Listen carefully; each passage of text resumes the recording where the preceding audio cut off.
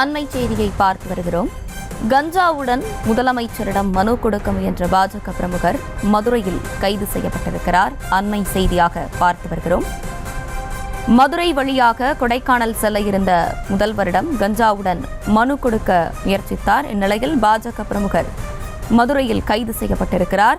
கஞ்சா பொட்டலத்துடன் மனு கொடுக்க முயன்ற பாஜக பிரமுகரை போலீஸ் கைது செய்திருக்கிறது. அண்மை செய்தியாக பார்த்து வருகிறோம்.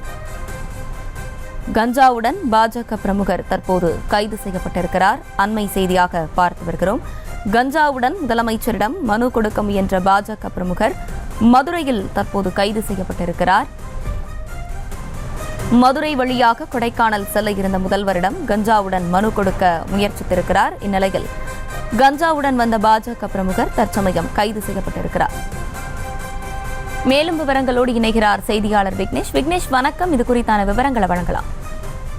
நிச்சயமாக தமிழக முதல்வர் மு.க. ஸ்டாலின் தென் மாவட்டங்களில் 6 நாள் சுற்றுப்பயணமாக இன்று மதுரை வந்தார். அதைத் தொடர்ந்து தனது குடும்பத்துடன் கொடைக்கானல் செல்ல இருப்பதாக தகவலாகவும் வெளியாகியுள்ளது.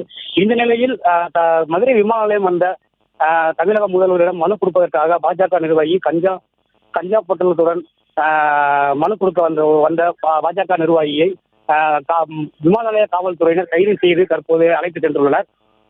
இந்த நிலையில் கஞ்சா பொட்டலத்துடன் மனு கொடுக்க வந்த பாஜக நிர்வாகி கைது செய்யப்பட்ட நிலையில் மதுரை விமானத்தில் சற்று பரபரப்பு ஏற்படுத்தியது. அதனைத் தொடர்ந்து தமிழக முதல்வர் மு.க. ஸ்டாலின் சாலை மார்க்கமாக கொடைக்கானல் புறப்பட்டு சென்றார். தர்ஷினி,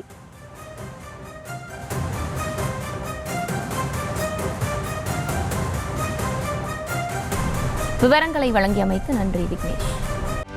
செய்திகளை உடனுக்குடனும் துல்லியமாகவும் தெரிந்து கொள்ள சப்ஸ்கிரைப் பண்ணுங்க.